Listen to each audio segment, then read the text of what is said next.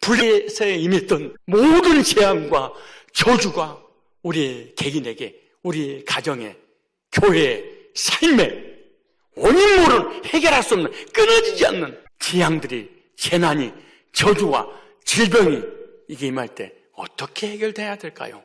해결하는 방법이 과연 뭘까요? 첫째, 재앙을 짊어질 자가 반드시 필요합니다. 재앙을 짊어질 자가 있어야 됩니다. 블레셋 사람들은 자신들이 받고 있는 경기의 재앙들을 피하는 방법으로 소들을 끌어다가 수레를 메우고 있습니다. 이 마을에는 많은 수천 마리, 수만 마리의 소들이 있을 거예요. 거기 블레셋 지역에 얼마나 많은 소들이 있었겠습니까? 그러나 지금 이 블레셋 땅에 재앙을 막기 위해 수레를 메는 소는 딱 선택을 받았습니다. 많은 소 중에 지명된 소가 오늘 전하는 소 2마리였습니다. 여기 오늘 단어를 볼까요? 여기서 메우고 이런 단어가 있어요. 이 메운다는 말은 아사르라는 단어입니다. 이 메우고 이 아사르라는 단어는 결박하다, 속박을 받다, 택함을 받다 이런 뜻입니다. 이 소 둘은 재앙을 짊어지는 소입니다. 블레셋 전 지역에, 블레셋 전 인구에, 전 백성이 당해야 될 그 죄와 저주와 재앙을 짊어지기 위해 선택을 받아 도망치지도 못하고 결박당하여 벳세메스로 향할 수밖에 없었다 이렇게 말합니다. 이 소들은 벳세메스로 가면 반드시 죽음이 기다리고 있습니다. 이 소들은 죽기 위해서 지금 벳세메스로 향하여 가고 있습니다. 그리고 수레를 끌어야 하는 속박을 받아 죽을 운명에 처해진 소들이에요. 이 소들은 사수 속에 있는 확률이 0.1%도 없는 소들이에요. 이들은 생각해 보거나 딜레이를 시키거나 내일로 차일피를 미룰 소가 아니에요. 즉시로 지향의 수레를 끌어야 하는 운명에 처해져 있고 계속해서 쉬지 않고 끊임없이 벳세메스까지 법궤를 짊어지고 가야 될 책임이 이 소들이 있었다.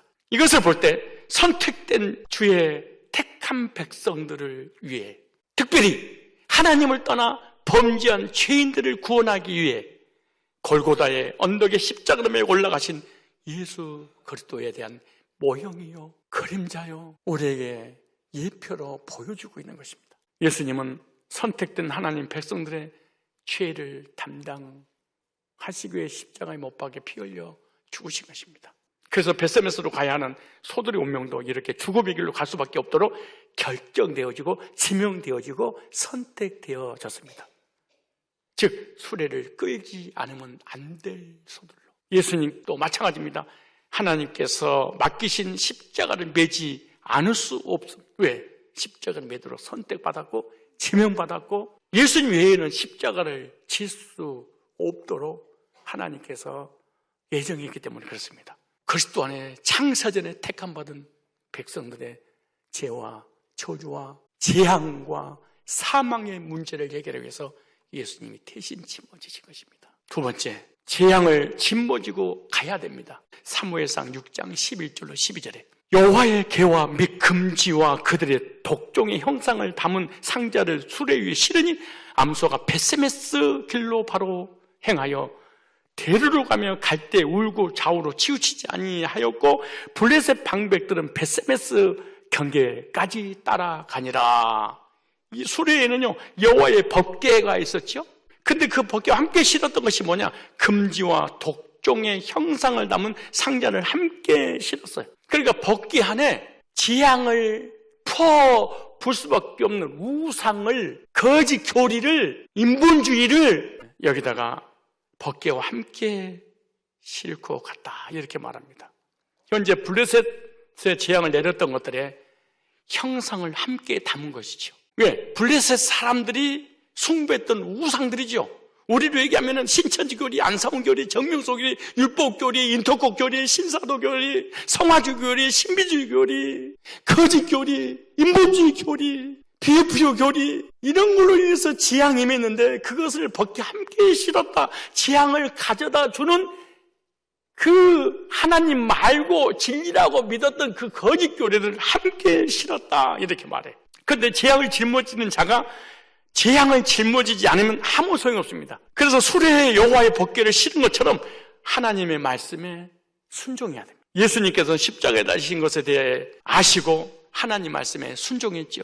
전나는 이 두 마리의 소는 오늘 본문에 보니까 자루나 우로 치우치지 아니하고 벳세메스까지 곧장 갑니다. 뒤를 돌아보지도 않습니다. 자루로 치우치지 않습니다.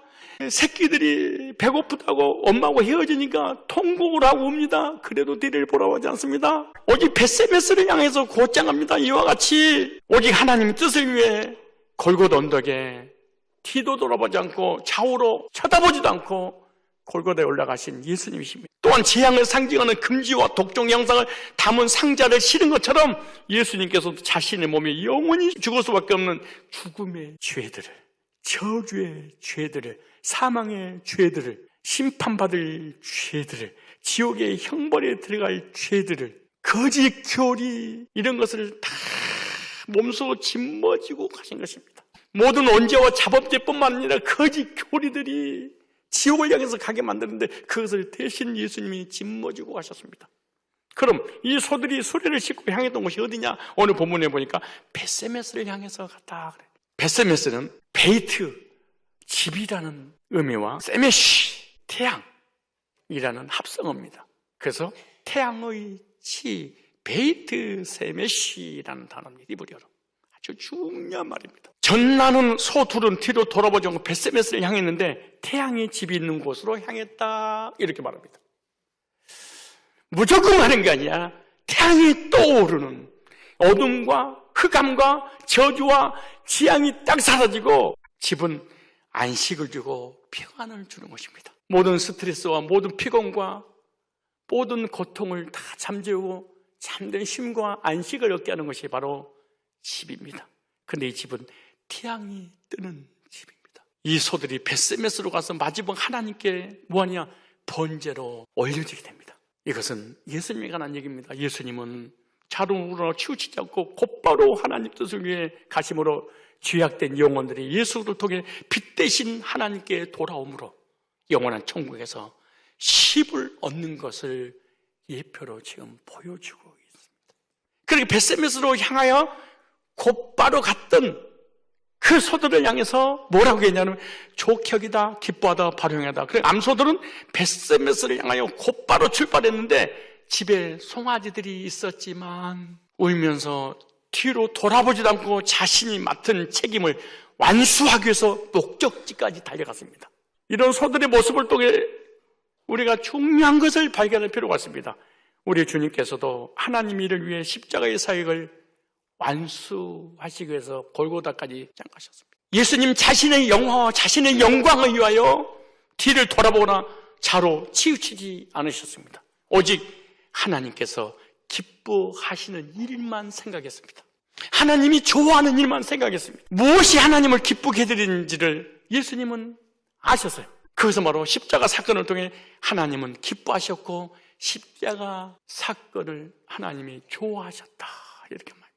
바로 십자가의 사역은 하나님의 택함받은 백성들 위해서 하셨던 일이기 때문에 예수님을 재앙을 당하게 하심으로 죽게 하시고 예수님을 통해서 창세전에 그리스도 안에서 택함받은 수많은 다윗 안에 있었던 하나님 백성들을 구원하는 그 길이기 때문에 예수님 달리신 십자가의 골고다를 향해서 갈 때 하나님은 좋아하셨다, 기뻐하셨다 이렇게 말합니다. 그런데 이 소들은 문법에 보니까 즉시로 벳세메스를 향하여 출발했다 이렇게 말합니다. 목적지에 도착할 때까지 절대로 뒤로 돌아보지 않았다. 즉 이 말이 무슨 말이냐? 자신들의 책임을 절대로 회피하지 않았다. 누가 끄는 자가 없어도. 또한 자신들에게 맡겨진 일 때문에 자신의 새끼들까지도 생각지도 않았습니다. 이렇게 묵묵히 벳세메스로 수레를 끌고 전나는 소 두 마리가 향해 갑니다. 이것이 바로 십자가에 달리신 예수 그리스도의 모습을 재현하고 있는 것입니다. 나를 위해 생명을 아끼지 않으셨던 예수님의 모습입니다. 모든 죽음의 재앙을 짊어지시고 골고다에 오르셨던 그 발을 고난주간을 시작하면서 저와 여러분들이 기억을 하셔야 할 것입니다. 소들은 수레를 끌고 벳세메스에 도착하지만 자신의 송아지를 다시는 만날 수가 없습니다. 죽음의 제물로 하나님께 번제의 제사로 드려지기 때문에 그렇습니다. 마찬가지입니다. 예수님은 십자가만 짊어지고 끝나지 않았습니다. 자신의 몸을 영원한 속죄의 제물로 하나님께 드려졌습니다. 그래서 히브리서 9장 12절에 이 말씀에 대해서 이렇게 기록해놨습니다. 염소와 송아지 피로 아니하고 오직 자기의 피로 영원한 속죄를 이루사 단번에 성소에 들어가셨느니라. 우리의 죄 문제도 단번에 영원히 온전히 구속의 주님을 통해서 거듭나 구원받고 하나님 백성이 된 줄로 믿습니다. 예수님의 생명의 영광의 복음의 광채가 저와 여러분이 임하는 순간 우리 속에 혼돈도 공허도 흑암도 저주도 재앙도 질병도 사망도 지옥도 거짓거리도 우상 숭배했던 모든 악한 것도 다 해결된 줄로 믿으시고 여러분의 힘으로 의지로 0.1%라도 구원의 가능성이 있다고 하는 척하면서 율법주의, 성화주의, 행위주의, 은사주의에 매여서 지옥을 향해서 가지 마시고 예수님께서 해결해 놓으신 이 구속의 은혜를 그대로 받아들이시기 바랍니다. 세 번째, 하나님께 속죄의 제사를 드려야 합니다. 사무엘상 6장 13절로 14절에 이렇게 말합니다. 베세메스 사람들이 골짜기에서 밀을 베다가 눈을 들어 궤를 보고 두 마리 소가 수레를 끌고 오는 것을 밀을 베다가 봤어요. 그것을 보고 기뻐하더니 수레가 베세메스 사람 여호수아의 밭 그 돌이 있는 곳에 이르렀은지라 무리가 수레의 나무를 패고 그 암소들을 번제물로 여호와께 드리고 예수님도 하나님 앞에 하나님 공의를 이루기 위해서 십자가에서 번제로 드렸죠. 법궤를 실은 수레가 어디에 도착했어요? 베세메스에 도착했을 때는요, 이스라엘 백성들이 오늘 보니까 밀을 수확하고 있었다.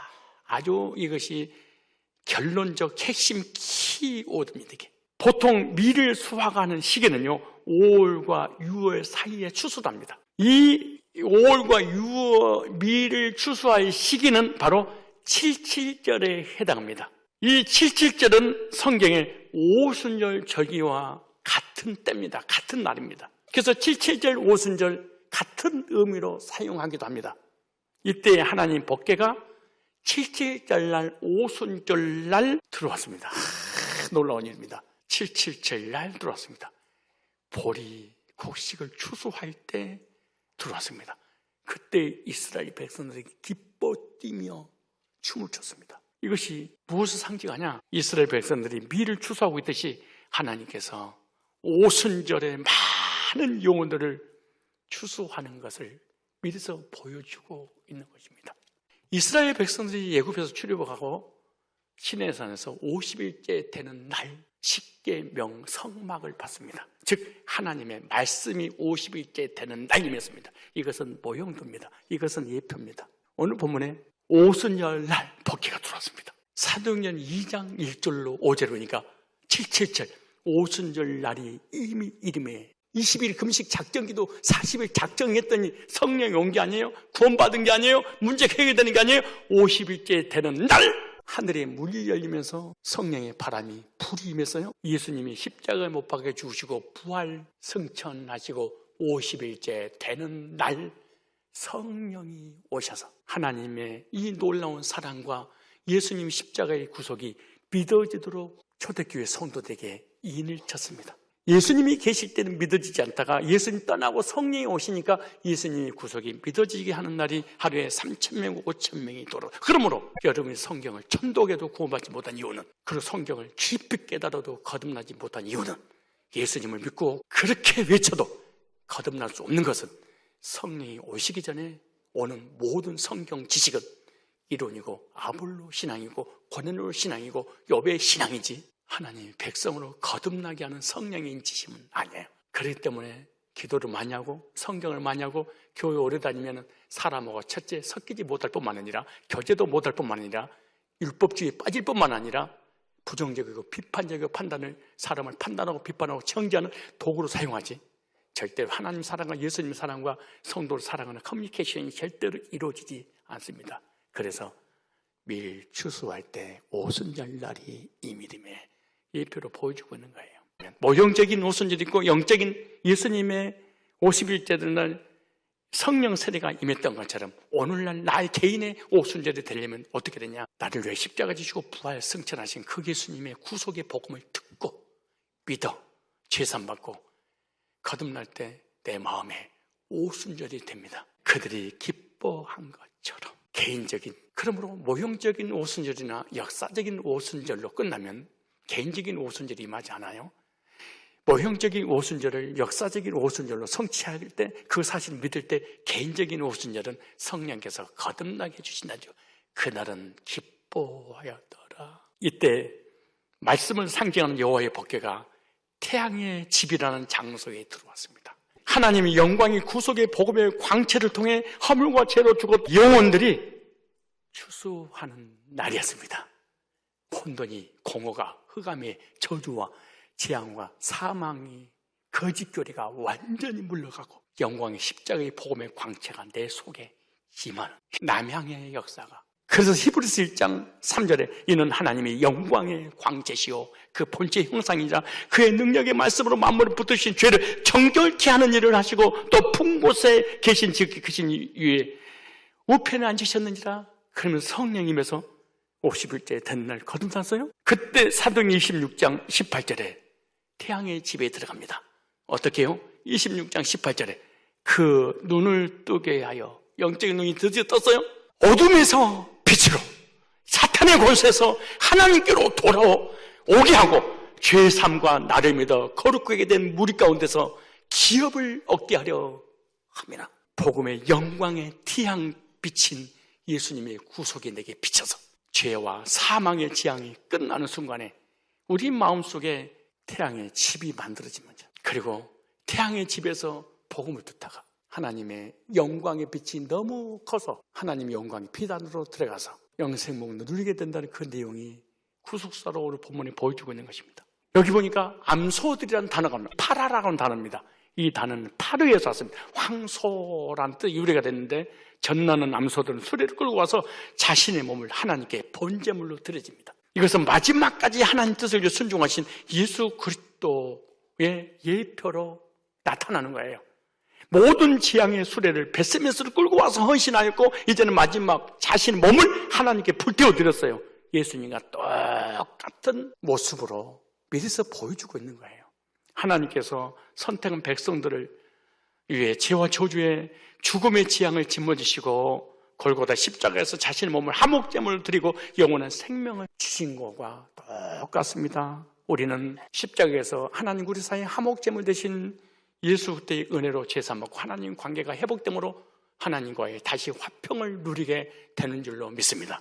결론입니다. 오늘 이 시간 우리는 벳세메스로 법궤를 메고 하는 암소를 통해서 성삼위 구속사로 인한 구원의 은혜를 깨닫게 되었습니다. 구약의 모든 말씀은 모형적인 말씀이요, 신약이 예수님 몸으로 그 성취한 내용이요, 오순절 성령 역사로 구속이 믿어져서 영혼의 열매를 맺게 해 주신 것입니다. 아무 죄도 없으신 예수님께서 나의 죄를 담당하시려고 십자가에서 고난 당하셨으며 채찍에 맞으시고 가시에 찔리셨습니다. 그리고 모든 재앙들을 몸소 짊어지고 묵묵히 죽음의 장소로 가셨습니다. 정작 십자가에 달려했던 사람 바로 죄지은 저와 여러분이었습니다. 그래서 나 같은 죄인들을 위해 의로우신 예수님께서 십자가에서 죄와 저주와 고통을 대신 당하신 것이죠. 구속의 주님을 믿음으로 사망에서 생명으로 옮겨졌고 이 땅의 삶의 저주의 삶이 복받을 사람으로 하나님이 바꿔주셨다는 내용이 갈라디아 3장 13절 나옵니다.